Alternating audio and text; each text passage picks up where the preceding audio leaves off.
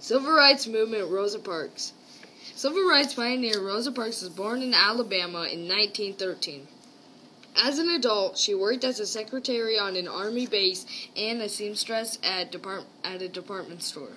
She also volunteered with the National Association for the Advancement of Colored People, NAACP, to fight for equal rights for blacks. At age 42, Rosa Parks stepped onto a bus and quietly opened a new chapter in our nation's history. On December 1st, 1955, Parks broke the law. Her crime was to take an empty seat on the bus in Montgomery, Alabama. In 1955, segregation laws in some states required separate seating for blacks and whites in restaurants, on buses, and in other public spaces.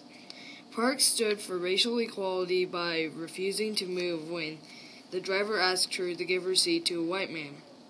Parks sat quietly while the driver called the police. People always say that I didn't give up my seat because I was tired, but that isn't true, Parks said. The only tired I was tired of giving in. Parks was arrested, but her act of bravery set off a chain of events that changed the United States. African Americans responded to the injustice by refusing to ride buses in Montgomery, where about 3/4 of the bus riders were black. Martin Luther King Jr. led the peaceful boycott, which lasted 381 days. In 1956, the U.S. Supreme Court ruled that African Americans could not be forced to sit only in certain areas on the buses. And in 1964, the Civil Rights Act outlawed racial discrimination in all public places. After the boycott ended, Parks continued living in Montgomery with her husband Raymond and volunteering with the NAACP. But the couple both lost their jobs and received many threats from people who were angry about the civil rights work. They eventually moved to Detroit, Michigan. In 1965, Parks took part in a 50-mile march in Alabama with Dr. King to demand equal voting rights, a cause that was especially important to her.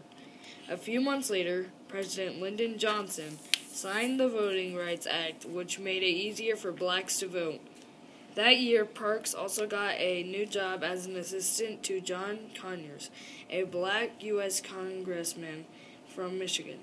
She later created an organization called the Rosa and Raymond Parks Institute for Self-Development, which helped teens learn about African American history, and find jobs. In 1999, President Bill Clinton presented her with the Congressional Gold Medal, the highest honor the U.S. government can give.